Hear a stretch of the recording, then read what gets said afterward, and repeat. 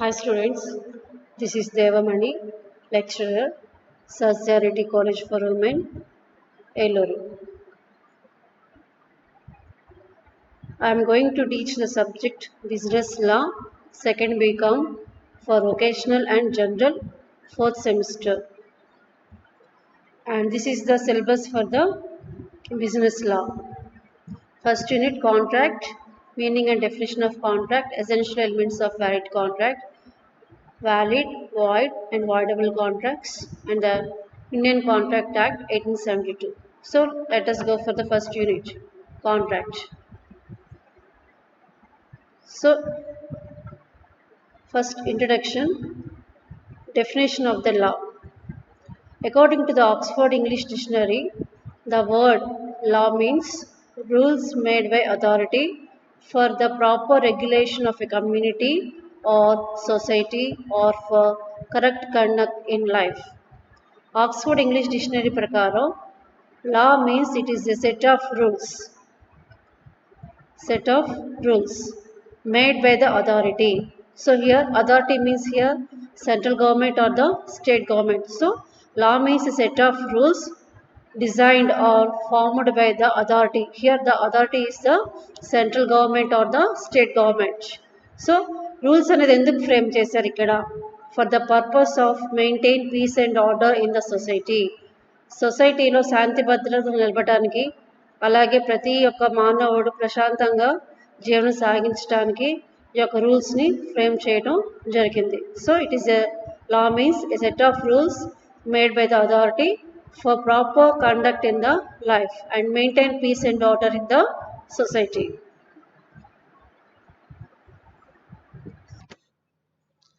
Law is not static. As circumstances and conditions change in a society, laws are changed to fit the requirements of the society. So లాలో ఉన్న rules ఏవైతే ఉన్నాయో అవి స్టేబుల్గా ఉండవు, అంటే స్టాటిక్గా ఉండవు, నిలకడగా ఉండవు. ఎందుకనంటే సొసైటీలో కనుక కండిషన్స్ కానీ సర్కమ్స్టాన్సెస్ కానీ చేంజ్ అయితే, అలాగే సొసైటీకి రిక్వైర్మెంట్ తగ్గట్టుగా లాలో ఉన్న రూల్స్ అనేవి కూడా చేంజ్ చేస్తారు. So law is not a static. As circumstances and conditions change, so laws are changed to fit the requirements of the society. So the term business law, mercantile law are synonymous words. So ఏంటంటే business law అయినా mercantile అయినా same words అనమాట, meaning is the same. There is no difference between the business law and mercantile law. And there are number of branches in law such as international law, constitutional law, criminal law and civil law, mercantile law or business law. So we shall only confine to the business law in India. So what is business and what is business law? So already you know that business means it is a transactions between the buyer and seller, or a transactions between the individual or to the society. And what is the relationship between the business and business law? So business have some transactions like purchasing, selling, like these transactions will be there. So ఈ transactions అన్నీ కూడా ఏవైతే ఉన్నాయో ఆ transactions అన్నీ కూడా కరెక్ట్గా జరగటానికి, సో అందులో ఏవైతే కండిషన్స్ ఉన్నాయో ఆ కండిషన్స్ అన్నీ కూడా మనకి బిజినెస్ లాలో ఉంటాయన్నమాట. So business law deals with the business activities and explain the rules for proper transactions in a business. So బిజినెస్లో ఉన్న ట్రాన్సాక్షన్స్ అన్నీ ఏవైతే ఉన్నాయో ఆ ట్రాన్సాక్షన్స్ అన్నీ కూడా సక్రమంగా జరగటానికి, అలాగే ఏ విధంగా రూల్స్ ఏవైతే ఉన్నాయో ఆ రూల్స్ అన్నీ కూడా సక్రమంగా జరగడానికి ఆ రూల్స్ అన్నీ కూడా మనకి బిజినెస్ లాలో ఎక్స్ప్లెయిన్ చేస్తారు, బిజినెస్ లాలో ఉంటాయి అన్నమాట. అలాగే business law deals with the contracts, partnership, company, insurance, consumer, sale of goods etcetera. So మనకి బిజినెస్ లాలో ఏమేమి ఉంటాయి, ఏ టాపిక్స్ ఉంటాయంటే కాంట్రాక్ట్స్ సంబంధించి, అలాగే పార్ట్నర్షిప్, కంపెనీ గురించి, ఇన్సూరెన్స్ గురించి, సేల్స్ గురించి, అలాగే కన్స్యూమర్స్ గురించి. సో వీటికి సంబంధించిన రూల్స్ అండ్ రెగ్యులేషన్స్ ఏవైతే ఉన్నాయో అవన్నీ కూడా మనకి ఈ యొక్క బిజినెస్ లాలో ఉంటాయి. So before going to the subject, we have to know the meaning of certain words like contract, agreement, proposal, or a promise. So what is a contract? Contract is an agreement between the two persons. So contract అనేది ఇద్దరి మధ్య జరిగే ఒప్పందం లాంటిది. So to do or not to do an act. So contract means it is N agreement between the two persons to do or not to do an act. అంటే ఒక చర్యని చేయాలని లేదా ఒక చర్యని చేయకూడదని చేసుకునే ఒప్పందాన్ని కాంట్రాక్ట్ అంటారు. సో ఈ యొక్క కాంట్రాక్ట్ అనేది జరగాలి అంటే కంపల్సరీగా మనకి ఇద్దరు వ్యక్తులు ఉండాలి. సో ఎందుకని ఇద్దరు వ్యక్తులు ఉండాలి అంటే not single person can make himself as a contract. అంటే తనకు తానుగా ఎవరు కూడా కాంట్రాక్ట్ అనేది ఏర్పాటు చేసుకోలేరు కాబట్టి సో ఒక వ్యక్తి కాంట్రాక్ట్ అనేది ఏర్పాటు చేసుకోవాలంటే ఇంకొక వ్యక్తి కంపల్సరీగా ఉండాలి. So there is two persons to make an contract. It is legally binding agreement which is enforceable by the law. So ఏ వ్యక్తులైతే కాంట్రాక్ట్ ఏర్పాటు చేసుకుని అగ్రిమెంట్ రాసుకున్నారో ఆ అగ్రిమెంట్ అనేది కూడా చట్టపరంగాను ఉండాలి. సో ఎప్పుడైతే ఈ యొక్క అగ్రిమెంట్ చట్టపరంగాను ఉంటే అది ఆ అగ్రిమెంట్ అనేది చెల్లుబాటు అవుతుంది. Next agreement. An agreement is defined as every promise or set of promises forming the consideration for each other. So agreement ఏంటంటే ప్రామిస్ లేదా promises forming the consideration for each other. మనం already చెప్పుకున్నాము contract ఏర్పాటు జరగడానికైనా లేదంటే ఏదైనా agreement రాసుకోవాలన్నా కంపల్సరీగా ఇద్దరు వ్యక్తులు కావాలి అనుకున్నాం. సో ఒక వ్యక్తి ప్రామిస్ చేస్తే ఇంకొక వ్యక్తి ఆ ప్రామిస్ని యాక్సెప్ట్ చేస్తారనమాట. అంటే ఇద్దరు వ్యక్తులు కంపల్సరీగా ఉండాలి. సో ఈ యొక్క ఇద్దరు వ్యక్తులు కూడా పరస్పరం ఒప్పందంతో అలాగే పరస్పరం అగ్రిమెంట్తో కానీ ఏదైనా చర్య కానీ యాక్ట్ కానీ చేసుకుంటే కనుక అది అగ్రిమెంట్ కింద వస్తుంది. అలాగే ఈ యొక్క ఇద్దరు వ్యక్తులకి కన్సిడరేషన్ కూడా కంపల్సరీగా ఉండాలి. సో కన్సిడరేషన్ అంటే ఇక్కడ ప్రతిఫలం. సో ఇద్దరు వ్యక్తులకి కంపల్సరీగా కన్సిడరేషన్ అనేది కూడా అందాలి. సో కన్సిడరేషన్ అంటే ఏంటి ఇక్కడ మనకి ప్రతిఫలం. ఫర్ ఎగ్జాంపుల్ చూడండి, ఇక్కడ there are two persons A and B. A అనే వ్యక్తి ఉన్నాడు, బి అనే వ్యక్తి ఇద్దరు ఉన్నారు. So A makes a promise to the B. A అని అతను బికి ప్రామిస్ చేస్తున్నాడు. ఏమని ప్రామిస్ చేస్తున్నాడు? ఇక్కడ ఏ తనకున్న వెహికల్ ఏదైతే ఉందో ఆ వెహికల్ని 20,000కి అమ్ముతానని చెప్తున్నాడు. So A is the promissory ఇక్కడ. అలాగే బి అనే వ్యక్తి కనుక ఆ యొక్క కారుని కొనదలుచుకొని యాక్సెప్టెన్స్ చేస్తే కనుక సో ఇక్కడ ఏకి బికి మధ్య జరిగే ఒప్పందం ఏదైతే ఉంటుందో అది అగ్రిమెంట్ అంటారు. సో ఇక్కడ ఏంటి, ఏ అనే వ్యక్తి వెహికల్ అమ్ముతాడు, దానికి బదులుగా ఏం తీసుకుంటాడు ప్రతిఫలం? 20,000 రూపీస్ తీసుకుంటాడు. మరి బి అనే వ్యక్తి 20,000 ఇస్తాడు కాబట్టి దానికి ఏం వస్తుంది ప్రతిఫలంగా? దానికి వెహికల్ అనేది వస్తుంది. సో ఇద్దరు వ్యక్తులకి కన్సిడరేషన్ అనేది కంపల్సరీగా ఉంది. సో ఇద్దరు వ్యక్తులు కూడా అగ్రిమెంట్ చేసుకున్నారు. సో ఇటువంటి దీన్ని కన్సిడరేషన్ అంటారు. సో ఇద్దరు వ్యక్తులకి కూడా రెండు విధాలుగా ప్రతిఫలం అనేది వచ్చింది. సో ఏ అగ్రిమెంట్ అయితే సరే కన్సిడరేషన్ అనేది ఉంటుందో ఆ అగ్రిమెంట్ అనేది అగ్రిమెంట్ లాఫుల్ అగ్రిమెంట్ అవుతుంది, చట్టపరంగా జరిగే ఒప్పందం అని అంటారు. Next one proposal. So already చెప్పాను, కాంట్రాక్ట్ అయినా సరే అగ్రిమెంట్ అయినా సరే ఇద్దరు వ్యక్తులు కంపల్సరీగా ఉండాలి. ఓకేనా? ఈ యొక్క ఇద్దరు వ్యక్తులు ఎవరు అంటే ఫస్ట్ వ్యక్తి ప్రపోజర్ అవుతాడు, సెకండ్ వ్యక్తి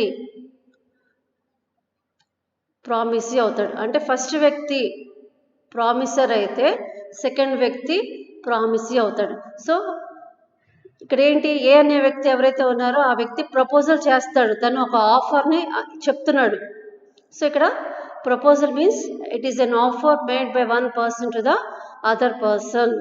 ఒక వ్యక్తి తన యొక్క ఆఫర్ని వేరే వ్యక్తికి తెలియజేస్తే కనుక ఆ వ్యక్తిని ఏమంటారు అంటే ప్రపోజర్.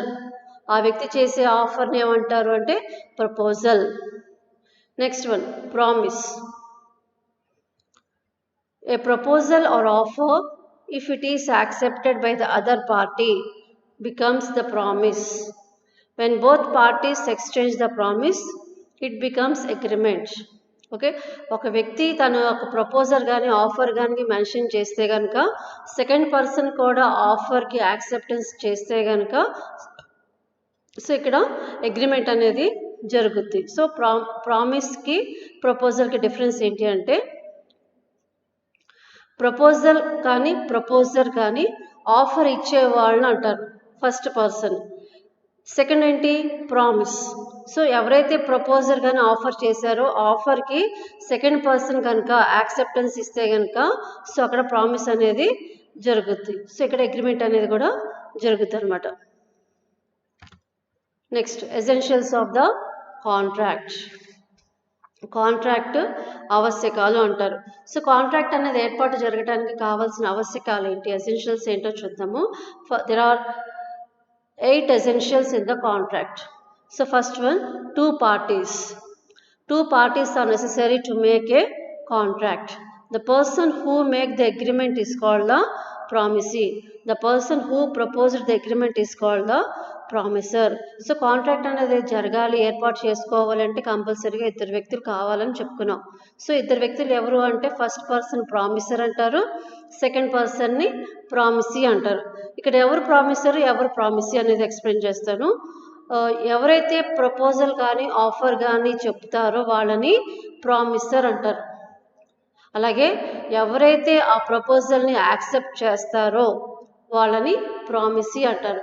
సో ఇందాక ఎగ్జాంపుల్లో ఏ అని అతను ప్రామిసర్ అంటే A offers to sell his vehicle అంటే ఏ అని అతను ఆఫర్ చేస్తున్నాడు, ఏమని తన యొక్క వెహికల్ని అమ్ముతాను అని. అంటే ఇక్కడ ఏ అని అతను ఏం చేస్తున్నాడు అంటే ఆఫర్ చేస్తున్నాడు, ప్రపోజల్ పెడుతున్నాడు.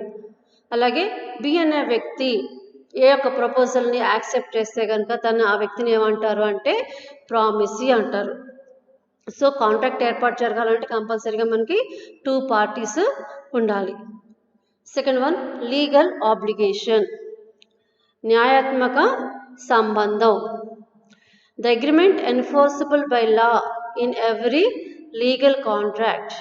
The agreement which is not enforceable by law it cannot be A contract. So A agreement అయినా సరే చట్టపరంగా ఉంటే కనుక దాన్ని లీగల్ కాంట్రాక్ట్ అంటారు. చట్టపరంగా ఉంటే అంటే న్యాయాత్మకంగా ఉండాలి, చట్టపరంగానూ ఉండాలి, అగైనెస్ట్ ద రూల్స్కి ఉండకూడదు. So it is according to the rules కూడా ఉండాలి. అంటే ఏ అగ్రిమెంట్ అయినా సరే కాంట్రాక్ట్లో ప్రకారం ఉన్న రూల్స్ ఏవైతే ఉన్నాయో ఆ రూల్స్ని ఫాలో చేస్తే కనుక దాన్ని లీగల్ అగ్రిమెంట్ లేదా లీగల్ కాంట్రాక్ట్ అంటారు. సో ఏ అగ్రిమెంట్ అయితే చట్టపరంగా లేదో అది కాంట్రాక్ట్ కింద రాదు. సో ఇక్కడ లీగల్ ఆబ్లిగేషన్ ఏంటంటే న్యాయాత్మక సంబంధం. సో ఏ అగ్రిమెంట్ అయినా సరే చట్టపరంగా ఉంటే కనుక దాన్ని లీగల్ కాంట్రాక్ట్ అంటారు. అలాగే ఏ అగ్రిమెంట్ అయితే చట్టపరంగాను లేదో అగెనిస్ట్ ద రూల్స్గా ఉంటే కనుక దాన్ని కాంట్రాక్ట్ కింద వర్ణించరు. థర్డ్ వన్ లాఫుల్ కన్సిడరేషన్, న్యాయాత్మక ప్రతిఫలం.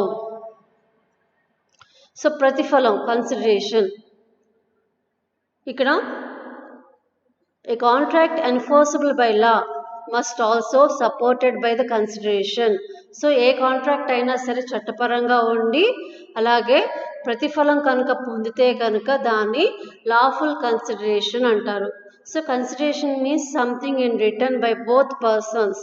అంటే ఏ విధంగానైనా ఇద్దరు వ్యక్తులకి లాభం చేకూరితే కనుక ఆ లాభాన్నే వీళ్ళు కన్సిడరేషన్ కింద వస్తుంది.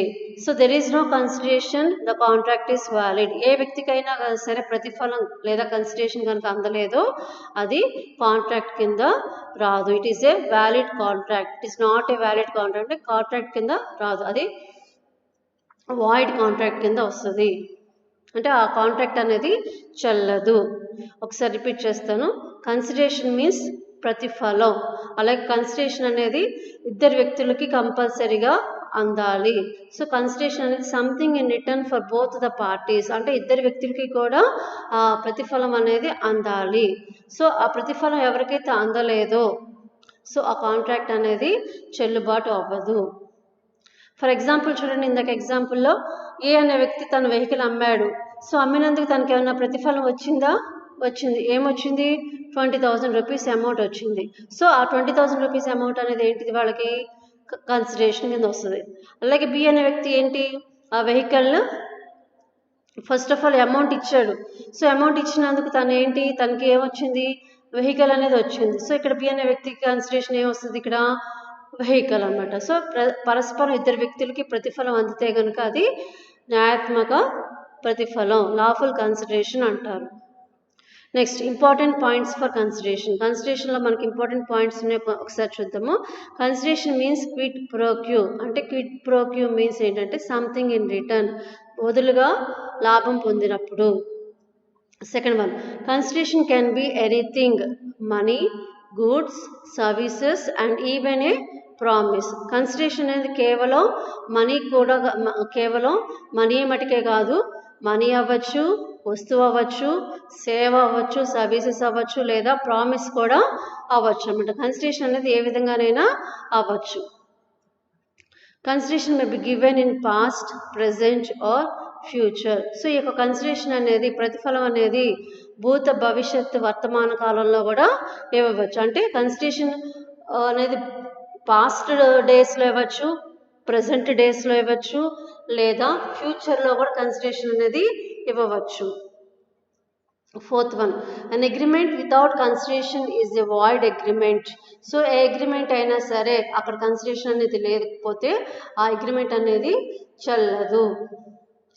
Next fifth one, the consideration must be lawful. Consideration అనేది చట్టపరంగాను ఉండాలి. Next one, capacity of parties. So పార్టీల అర్హత. Every person is competent to contract who is the age of majority according to the law to which he is subject and who is of sound mind and is not disqualified from contracting by any law to which he is subject. So కాంట్రాక్ట్లోకి enter అవ్వాలి అంటే ఆ వ్యక్తులకి ఏ అర్హతలు కావాలి అంటే, కాంట్రాక్ట్లోకి enter అవ్వాలంటే ఆ వ్యక్తులు కంపల్సరిగా మేజర్ అయి ఉండాలి. అలాగే who is not sound mind అంటే, who is of sound mind అంటే మతిస్థిమితం గల వ్యక్తి అయి ఉండాలి. అలాగే చట్టపరంగాను వ్యతిరేకించబడిన వ్యక్తి అయి ఉండకూడదు. సో ఎవరైతే ఈ యొక్క అర్హతలు ఉన్నారో వాళ్ళు కాంట్రాక్ట్లోకి ఎంటర్ అవడానికి అర్హులు. ఒకసారి మళ్ళీ చెప్తాను చూడండి. కాంట్రాక్ట్లోకి ఎంటర్ అవడానికి కావాల్సిన అర్హత, కెపాసిటీ ఏంటి అంటే, first of all they are the major అయి ఉండాలి. అలాగే who is not sound mind అంటే మతిస్థిమితం కలిగి ఉండాలి. అలాగే this not qualified by the law అంటే చట్టపరంగా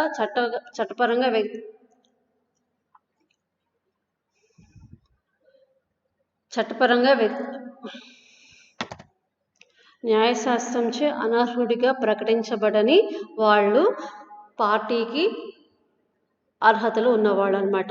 next, the following persons are disqualified to make the contracts. So contract ఏర్పాటు చేసుకోవడానికి ఈ కింద వ్యక్తులు అర్హులు గారు. ఎవరు అంటే minors, unsound mind, persons disqualified by the law. So వీళ్ళు కాంట్రాక్ట్లోకి ఎంటర్ అవడానికి అనర్హులుగా ప్రకటించబడిన వాళ్ళు. నెక్స్ట్ వన్, ఫ్రీ కన్సెంట్, స్వేచ్ఛ సమ్మతి. Section 10 of the Indian Contract Act states that the consent of the parties to the contract should always be free consent. The term consent means the willingness of a party. So first of all, free consent ante enti, స్వేచ్ఛ సమ్మతి అంటే ఏంటి? So consent means the willingness of the parties అంటే parties వాళ్ళ యొక్క ఆమోదం. అంటే ఇద్దరు వ్యక్తులు కూడా తమ ఏదైతే పనులు చేయాలనుకుంటున్నారో పరస్పరం వాళ్ళిద్దరి ఆమోదం అనేది తెలుపుకోగలగాలి. తెలిపితేనే అక్కడ కాంట్రాక్ట్ అనేది ఏర్పాటు అవుతుంది. సో ఇద్దరు వ్యక్తులు ఎవరైతే ఉన్నారో ఆ టూ పార్టీస్ కూడా వాళ్ళు ఏదైతే యాక్ట్ చేయాలనుకుంటున్నారో, చర్య చేయాలనుకుంటున్నారో, లేదా పని చేయాలనుకుంటున్నారో వాళ్ళు ఇద్దరు కూడా పరస్పరం ఒప్పందం చేసుకోవాలి. అలాగే ఆమోదం కూడా చేసుకోవాలన్నమాట. The term consent has been defined as 2 or more persons are said to consent when they agree upon the same thing in the same sense. అంటే ఇద్దరు వ్యక్తులు ఎవరైతే ఉన్నారో వాళ్ళు చేసే పని ఏదైతే ఉందో ఆ పని ఇద్దరికి కూడా ఆమోదం అయ్యి ఉండాలి. Next, under section 14, consent of parties is said to be free consent when it is not caused by the following. అంటే section 14 ప్రకారం కన్సెంట్ అనేది ఫ్రీ కన్సెంట్ అనేది అవ్వదు. ఎప్పుడు ఏ సందర్భాలు అంటే, so first one coercion. Coercion consent obtained by physical threat. Coercion అంటే బల ప్రయోగం, బలవంతంగా కాంట్రాక్ట్లోకి ఏర్పాటు చేస్తే కనుక అది సమ్మతి అవ్వదు. Next one undue influence. Consent obtained by mental threat అంటే ఇక్కడ బలవంతంగా లేదంటే బలప్రయోగం చేసి కాంట్రాక్ట్లోకి ఎంటర్ చేస్తే కనుక అది కూడా కాంట్రాక్ట్ అనేది చెల్లదు. నెక్స్ట్ ఫ్రాడ్ మీన్స్ మోసపూరితంగా. Consent obtained by intentionally deceiving the other. So మోసం చేసి అంటే వేరే వ్యక్తిని మోసం చేసి వాళ్ళని కాంట్రాక్ట్లోకి రప్పించగలిగితే కనుక అటువంటి కాంట్రాక్ట్లు కూడా చెల్లవు. మిస్రిప్రజెంటేషన్ అసత్య ప్రకటన.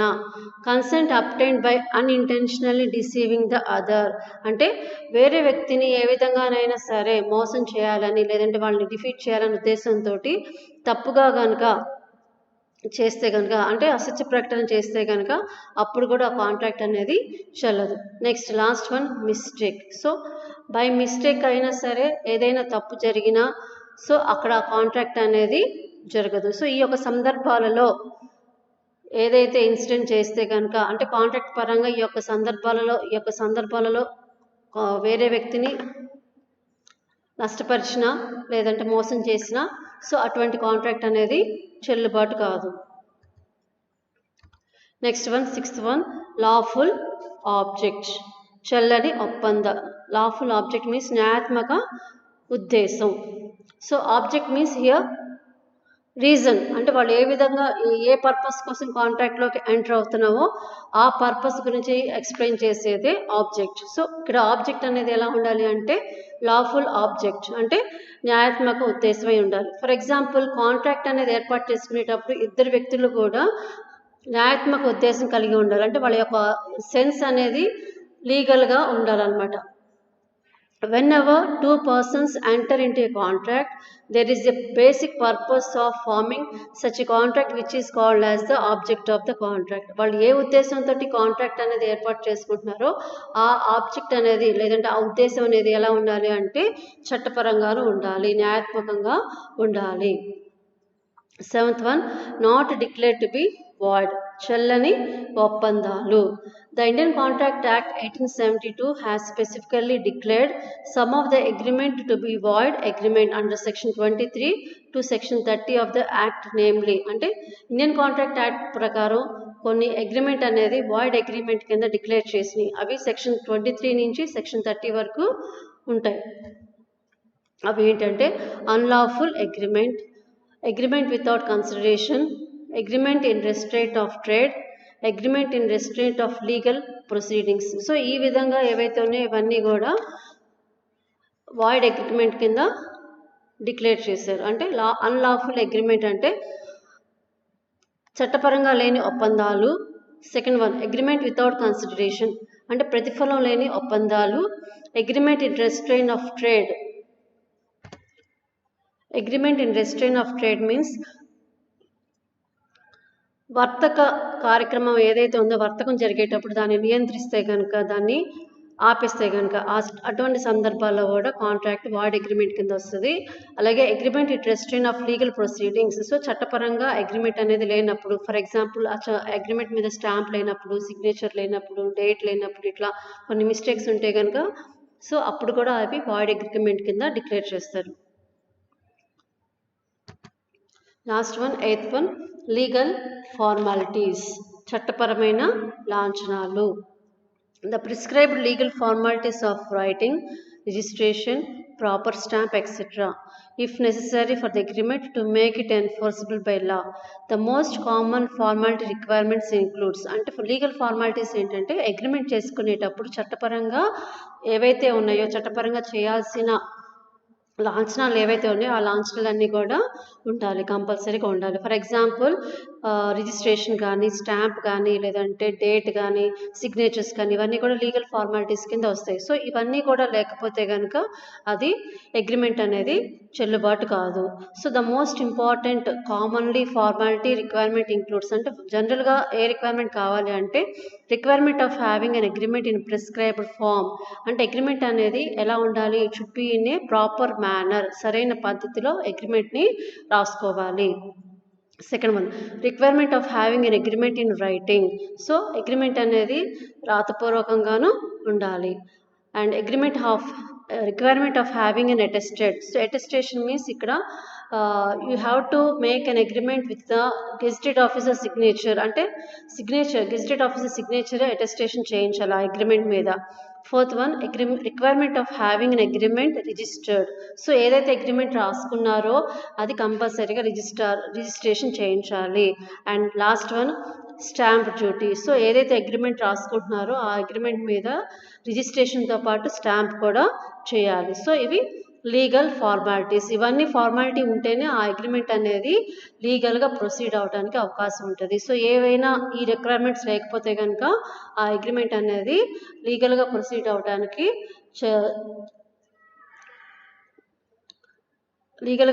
అవడానికి అక్కడ ఉండదు. So the legal formalities must and should, ఈ ఫార్మాలిటీస్ అని కంపల్సరీగా అగ్రిమెంట్లో ఉండాలి. సో ఇవి essentials of the contract. Thank you.